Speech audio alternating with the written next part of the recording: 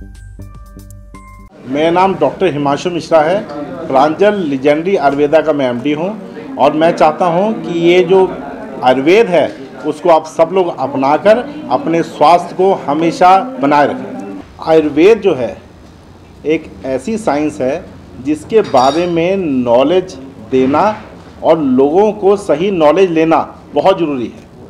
आजकल क्या सिस्टम चल रहा है कि नुस्खों का रिवाज चल रहा है, आप लोग सब जानते ही हैं। जहाँ आप यूट्यूब देखिए, कोई रील्स देखिए तो उसमें नुस्खों का बहुत ज़्यादा रिवाज है। लेकिन आज मैं आप लोगों को ये क्लियर बताना चाहूँगा कि आपके अपने शहर में जहाँ पे भी आप रहते हैं वहाँ पे जो भी अच्छे आयुर्वेदिक डॉक्टर हैं उन डॉक्टरों के गाइडेंस में आप नुस्खों का इस्तेमाल करें। प्रॉपर अपना पहले चेकअप कराएं, नाड़ी परीक्षण कराएं, दशविध परीक्षण कराएं, बॉडी का पूरा मूल्यांकन कराएं। आपके माइंड की स्थिति क्या है, बॉडी की क्या स्थिति है, वो आपको आपका आयुर्वेदिक डॉक्टर बताएगा और उस आयुर्वेदिक डॉक्टर के अनुसार आप नुस्खों का सेवन, दवाइयों का सेवन, अपने जीवन शैली का सेवन, अपने खान पान का सेवन करें, जिससे आप रियल आयुर्वेद का आनंद ले सकें। मैंने हज़ारों केस ऐसे देखे हैं, दालचीनी खाते जा रहे हैं, काली मिर्च खाते जा रहे हैं, हल्दी खाते जा रहे हैं और लीवर पे बहुत बैड इफेक्ट पड़ गया है।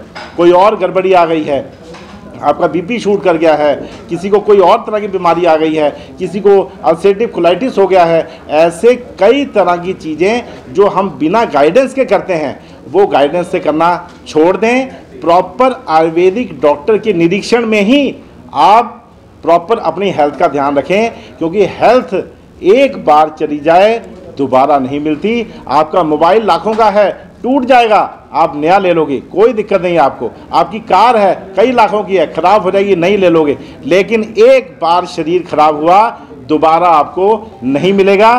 तो इसलिए आप अपना ज़्यादा समझदारी से आप नुस्खों दे के अपने आप को डॉक्टर मत समझिए और ये गलती मत करिए कि मैं बहुत समझदार हो गया हूँ और मैं अब फटाफट दवाई खा के ठीक हो जाऊँगा। ये गलत धारणा है। प्रॉपर तरीके से, जैसे गाड़ी ख़राब होने पे आप मैकेनिक के पास जाते हैं, मैकेनिक आपको देख के बताता है ये गड़बड़ियाँ हैं, खुद तो आप गाड़ी ठीक नहीं करते, ये करते हैं नहीं। तो वैसे ही, बिल्कुल वैसे ही जब आपके शरीर में गड़बड़ी आती है या आप शरीर को हेल्दी रखना चाहते हैं तो आप आयुर्वेदिक डॉक्टर की निरीक्षण में ही प्रॉपर इलाज कराएं। और यही सबसे बड़ा मोटो है इस प्रेस कॉन्फ्रेंस का कि हमारा सबसे बड़ा सिद्धांत जो है, आज से कई 100 साल पहले पेशेंट और डॉक्टर इकट्ठे बैठ के इलाज होता था और आज भी पेशेंट और डॉक्टर साथ में बैठ के ही इलाज करेंगे। आज से कई साल बाद भी जितनी मर्जी साइंस डेवलप कर जाए, पेशेंट और डॉक्टर साथ में ही बैठ के इलाज करेंगे और यही तरीका है और यही तरीका सबसे सही है। सर, आयुर्वेद के बारे में आपने बात की है, आपका मकसद क्या है प्रेस कॉन्फ्रेंस करवाने? यही सबसे बड़ा, यही कॉन्फ्रेंस सबसे बड़ा यही आंसर है कि जितने लोग हैं वो जो नुस्खों के क्राइटेरिया से उससे बाहर निकलकर आप सही तरीके से अपना इलाज कराएं। जैसे हमारा है प्रांजल लीजेंडरी आयुर्वेदा है, या कोई बड़े जो अच्छे आयुर्वेदिक डॉक्टर्स हैं उनके पास जाकर आप सही तरीके से इलाज करवाइए। अपना बॉडी का सही, उसके पास जाइए, वो आपको चेक करेगा कि आपको क्या गड़बड़ी है क्या नहीं, और उसके अकॉर्डिंग आपका प्लान होगा। चाहे वो दवाई का प्लान हो, चाहे वो डाइट का प्लान हो, चाहे आपका नुस्खों का प्लान हो, वो डॉक्टर प्लान करेगा। इसमें आपको अपना दिमाग लगाने की जरूरत नहीं। प्रांजल कितने समय से प्रैक्टिस कर रहा है? 30 साल से लोगों की सेवा कर रहा है प्रांजल। और प्रांजल का सबसे बड़ा सिद्धांत ये है कि हम अपने आयुर्वेद को इस तरीके से प्रमोट करें कि आयुर्वेद का जो ज्ञान है वो सही तरीके से लोगों तक पहुंच सके।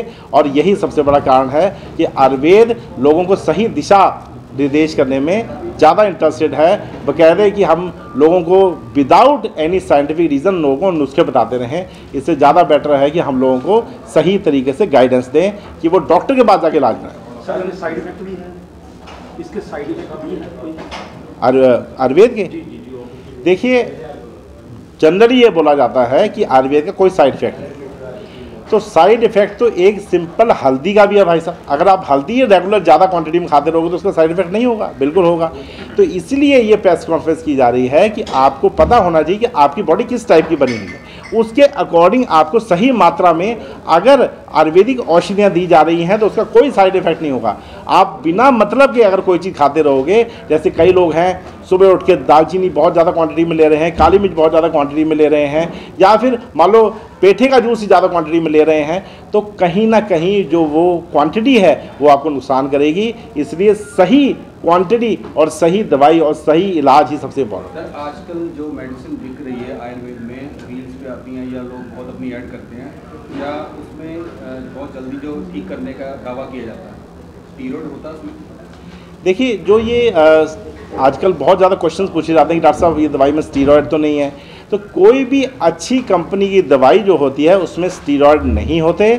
और अगर कोई कंपनी ये क्लेम करती है या कोई व्यक्ति क्लेम करता है कि नहीं भाई आयुर्वेदिक दवाई में स्टीरॉयड होते हैं, ये बिल्कुल गलत है। अच्छी आयुर्वेदिक औषधियों में कोई स्टीरॉयड नहीं होते और आयुर्वेदिक औषधियाँ ही अपने आप में इतनी गुणकारी होती हैं कि वो, जैसे शिरीष है, शिरीष अगर शिरीष हम दिया जाए, वो नेचुरल स्टीरॉयड्स हैं जो कि बॉडी को ठीक करते हैं विदाउट एनी साइड इफेक्ट। तो ये अपना गुण है आयुर्वेदिक औषधियों का कि वो किस तरह काम करती है, अदरवाइज स्टीरॉयड होने के कोई चांस नहीं। सर नाड़ी परीक्षण से कौन सी बीमारी का इलाज है? नाड़ी परीक्षण से आपकी बॉडी टाइप पता चलती है। जैसे फॉर एग्जांपल किसी की व्यक्ति का पित्त अगर ज़्यादा है तो उसको बीपी होने के चांसेस, एसिडिटी होने के चांसेस, गैस बनने के चांसेस ज़्यादा हैं। तो जो लोग पित्त के लोग व्याधि वाले होते हैं उनको उस शरीर में वो बीमारियाँ ज़्यादा पाई जाती हैं। अगर कोई व्यक्ति पित्त वाला आता है तो उसको हम बोलेंगे तुम्हें स्किन की बीमारी ज़्यादा है या तुम्हें बीपी की प्रॉब्लम ज़्यादा है, तो ये 100% सच होता है और काफ़ी हद तक इलाज करने में मदद मिलती है। सर बहुत सारी बीमारियां नवीं आ रही हैं, कैंसर है, एड्स है, या जिन्होंने वायरस आ रहा है, आयुर्वेद का इलाज है? आयुर्वेद में कोई ऐसी बीमारी नहीं है जिसमें लाभ नहीं मिल सकता। हर एक बीमारी, जो मर्जी बीमारी, आप जैसे वायरस की बात की, अभी तो सिर्फ कुछ ही तरह के वायरस सामने आए हैं, अभी कई लाख तरह के वायरस आने बाकी हैं। किस का टीका लगवाएंगे आप, किस की इम्यूनाइजेशन कराएंगे? तो ये आंसर बिल्कुल गलत है। अभी आपने टीके लगवाए अपने कोरोना के, उसके बाद कोई और तरह का वायरस आ गया, तो आप क्या टीकों के लिए भागे? आंसर है नहीं। हमें केवल एक ही तरीका है बीमारी से बचने का, अपनी इम्यूनिटी को हाई रखना, और इस इम्यूनिटी को हाई रखने के लिए आयुर्वेद से अच्छी साइंस और कोई नहीं। सर नशा बहुत ज़्यादा है पंजाब में, उसके लिए आयुर्वेद में क्या? आयुर्वेद में देखिए, नशा क्यों किया जाता है? जो लोग नशा करते हैं वो अपने ब्रेन के ऊपर असर डालते हैं, अपने ब्रेन के ऊपर वो काम करते हैं जिससे कि उनको आनंद मिल सके। तो आयुर्वेद में अश्वगंधा, शतावर, बला, विदारीगंध, ऐसी कई औषधियाँ हैं जो कि हमारे शरीर को पुष्ट बनाती हैं, नर्व्स को स्ट्रॉन्ग बनाती हैं, और यही नर्व्स को स्ट्रॉन्ग बनाकर किसी भी तरह के नशे से निजात पाया जा सकता है, बशर्ते जिस व्यक्ति ने नशा छोड़ना है वो पूरी तरह संकल्प करके आए। सर मोबाइल पे सभी आयुर्वेद के डॉक्टर बने बैठे हैं, उनके लिए भी आपका मैसेज है? जी बताइए।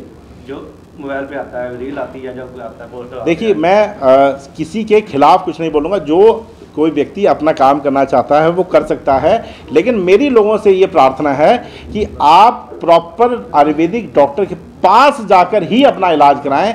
आप मोबाइल पे किसी तरह का इलाज कराना कोई समझदारी नहीं है। सर चयन कैसे करें भी कौन अच्छा है? आप आयुर्वेदिक डॉक्टर के पास जाएं, अगर वो आपका सही तरीके से बॉडी का नाड़ी परीक्षण कर रहा है, बॉडी का सही मूल्यांकन कर रहा है, आपसे सही सवाल पूछकर आपकी डायग्नोस कर रहा है और डायग्नोस लिख रहा है, तो वो डॉक्टर सही है। Otherwise hit and trial method तो सब अपना ही रहे। इसका प्रचार है, हर चीज़ का इलाज है, लेकिन उसमें अभी तक एक मिथ है, सभी के मन में रहता है कि दूध पीना सुबह चाहिए या शाम को पीना चाहिए और कितना पीना चाहिए। दूध के बारे में? हाँ जी। देखिए, आयुर्वेद में लिखा गया है कि अगर आप दूध पीना चाहते हैं तो केवल गाय का दूध पीना चाहिए, और वो रात को पीना चाहिए। रात को भी पी सकते हैं, सुबह भी पी सकते हैं, कोई दिक्कत नहीं है, लेकिन वो होना चाहिए केवल गाय का ही दूध। अगर आप नॉर्मल दूध की बात करते हैं उसमें फैट कंटेंट ज़्यादा है तो वो हमारी बॉडी में आम बनाता है। इसलिए आप जितनी जनरली जो आयुर्वेदिक डॉक्टर्स के बारे में सुनेंगे या कोई और डॉक्टर्स के बारे में सुनेंगे, वो दूध पीने को मना करते हैं। लेकिन आयुर्वेद में दूध पीना एक स्पेशल इंग्रेडिएंट है जो हमेशा नित्य रसायन बोला गया है, यानी कि एवरी डे दूध पीना ही चाहिए, और वो भी गाय का दूध पीना चाहिए। इसलिए जो माताएं बहनें दूध बंद करके अपने बच्चों के लिए बैठी हैं उनको दोबारा शुरू करवाएं, और गाय का दूध प्रतिदिन एवरी डे बच्चों को दें। कॉन्स्टिपेशन के लिए भी बहुत बड़ी बात होती है कि कॉन्स्टिपेशन के लिए टैबलेट्स लेनी पड़ती हैं, तो आपको लगता है कि आयुर्वेदा के अंदर इस चीज़ का कोई ऐसा हल है जिससे यूज टू ना हो? कॉन्स्टिपेशन बेसिकली कोई बीमारी ही नहीं है, तो जितने डॉक्टर्स हैं वो मुझसे सहमत नहीं होंगे, लेकिन सच्चाई यही है कि कॉन्स्टिपेशन कोई बीमारी नहीं है। आप लोगों ने, जितने लोग यहाँ बैठे हैं, खड़े हैं, आपने कभी सुना है कि किसी डॉक्टर को कोई मरीज था, उसको कब्ज थी, वो मर गया? सुना है कभी आपने? तो जो व्यक्ति से आदमी मर नहीं सकता वो बीमारी कैसे होगी? ठीक है, अब बच्चे हैं 4 दिन अब मोशन ही जाते हैं, खेलते हैं, कूदते हैं, कोई दिक्कत नहीं होती उनको। क्या दिक्कत है? कोई दिक्कत नहीं है उनको, वो अपना खेल रहे हैं, मस्त है। लेकिन दिक्कत किसको है? माँ को, क्योंकि माँ के दिमाग में कब्ज वर्ड है, बच्चे के दिमाग में नहीं है। तो कब्ज नाम का जो वर्ड है अपने दिमाग से निकालिए, अपनी अच्छी डाइट लीजिए, अच्छी एक्सरसाइज करिए, फाइबर का इस्तेमाल जैसे गाजर, मूली, खीरा, टमाटर आदि का सेवन करिए, सूप ज़्यादा पीजिए, और देखेंगे कब्ज जो है वो ऑटोमेटिकली ख़त्म हो जाएगी, आपको कोई दवा लेने की ज़रूरत नहीं पड़ेगी। सर, लो बीपी क्या होता है? इससे बहुत ज़्यादा लोग परेशान में हैं। नॉर्मल कंडीशन में अगर किसी का कोई एक्सीडेंट नहीं हो रखा, मान लीजिए किसी का कोई खून नहीं निकला हुआ, मान लीजिए किसी को कोई मानसिक आघात नहीं है, या उसने कोई गलत सुन नहीं ली है, कोई बात सुन ली है, जैसे किसी की मरने की खबर सुन ली है, अगर ऐसी कंडीशन नहीं है तो लो बीपी नाम की कोई चीज़ ही नहीं होती। लो बीपी मतलब लो मूड। अगर किसी लेडी का या किसी आदमी का मूड लो मतलब बहुत डाउन होता है, डिप्रेशन में होता है, तब उसको लो बीपी का ठप्पा लगा दिया जाता है। Otherwise BP is either high और normal in general conditions. Sir, Ayurveda में कहा गया है जो जितनी भी आयुर्वेदिक मेडिसिन होती हैं वो गर्म होती हैं। जी जी, इसका जो आप क्या बताएंगे? ये सिर्फ मिथ है। आयुर्वेदिक दवाइयाँ कोई गर्म नहीं होती। अगर सही अनुपान के साथ डॉक्टर के निर्देश में आयुर्वेदिक औषधियों का सेवन किया जाता है तो कोई आयुर्वेदिक गर्म नहीं होती। तो आप आंख बंद करके अपने डॉक्टर से आयुर्वेदिक औषधियाँ जो खा रहे हैं वो खाएं, और आप पाएंगे कि आपको बॉडी में लाभ ही मिलेगा, नुकसान नहीं मिलेगा। सर, आखिरी सवाल है, जो स्वस्थ व्यक्ति है वो कैसा दिखेगा, और आपके हिसाब से आयुर्वेद में वो कैसा दिखना चाहिए?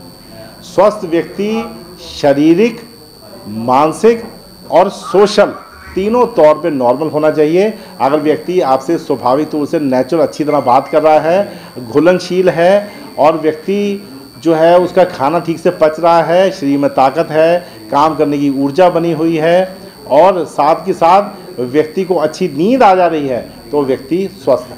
तो क्या कहेंगे, आखिरी मैसेज क्या देंगे लोगों को? मैं सबको ये बताना चाहूँगा कि जो मिथ्स हैं, अलग अलग तरह की जो मिथ्स हैं, वो अपने दिमाग से निकालिए। जैसे कई लोग बोलते हैं कि पानी बहुत पीना चाहिए, पानी 10 गिलास पीजिए, 20 गिलास पीजिए, ये सब मिथ हैं, ये सब वहम है, इससे दूर रहिए। पानी उतना ही पीजिए जितनी प्यास हो, ना ज़्यादा ना कम। जैसे आपको जितना भूख लगती है उतना भोजन करते हैं। भगवान ने ऐसा सिस्टम हमारे फिट रखा है कि हम बिना पानी के रह ही नहीं सकते। जब प्यास लगेगी तो पानी पीना ही पड़ेगा। तो जब प्यास लगे पानी पिएं, जब भूख लगे खाना खाएं, नींद आए सो जाएं। यही मंत्र है सबसे बड़ा आयुर्वेद का, स्वस्थ रहने का। इससे बड़ा कोई और मंत्र नहीं।